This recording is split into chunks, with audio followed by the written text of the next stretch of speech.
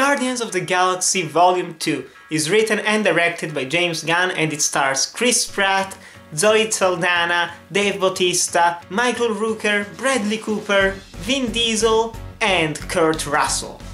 And Guardians of the Galaxy is probably my favorite Marvel movie, and I watched it in a very, let's say, important period of time. I basically remember that I was sick that day and I was just very under the weather, and I watched the movie at home with my family, and it was a great time. A funny movie, kind of emotional at the end, constantly entertaining, and what I loved most about it is that it was completely detached from the other, more or less completely detached from the other Marvel movies. And then we get to Volume 2, almost 3 years later. And I'm disappointed.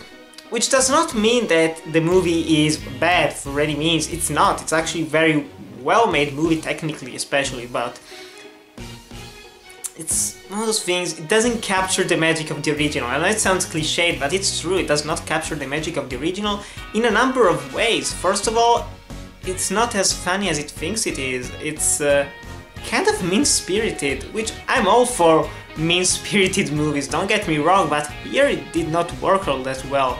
Most of the movie, the Guardians are just bitching with one another. At one point they are separated in two groups. It's a bit unfocused as a movie. It is enjoyable, I'm not gonna lie. The 2 hours and 20 minutes, 10 minutes, it did not feel like it, it felt shorter than that. But what happens, it's pretty much irrelevant, to be honest.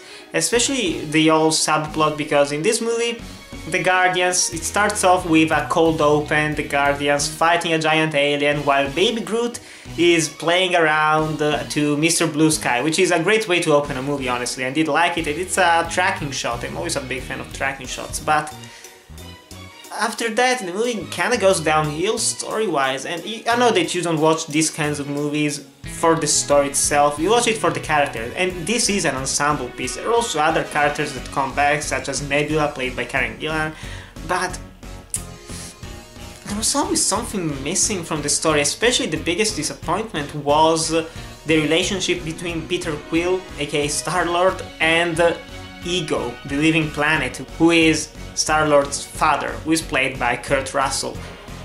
That whole story started out interesting, to say the least, but it has unnecessary characteristics about it, especially one thing that has to do with Quill's mother. They did not need to add that thing in the movie, because it also feels kind of irrelevant. It's just said, and you're like, what the why? Why did you say it?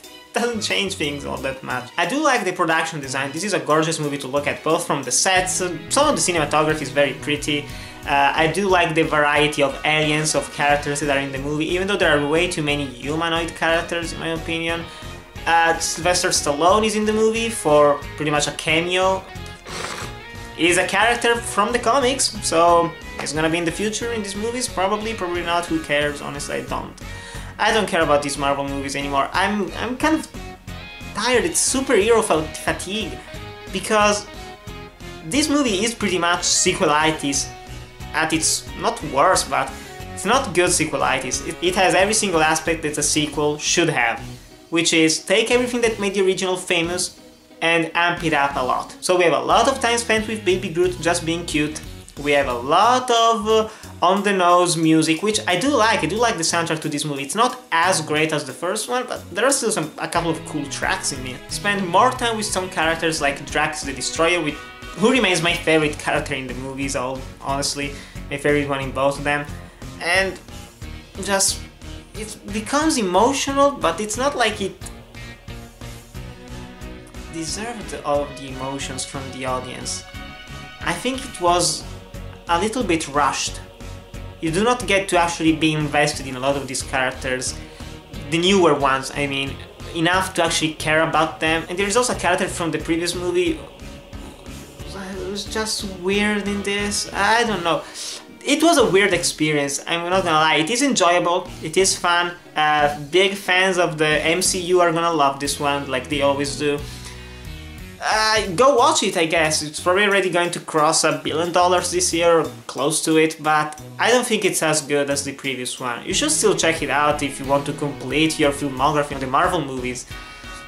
But there was something lacking. I can't really put my finger on it. Probably not all that funny, not all that emotional, even though it tries to be. I don't know, I was disappointed. But still, guys, have you seen Guardians of the Galaxy Volume 2? Do you like it or you dislike it? Tell me in the comments below. Thanks for watching, to like, comment, subscribe, and I'll see you in the next video.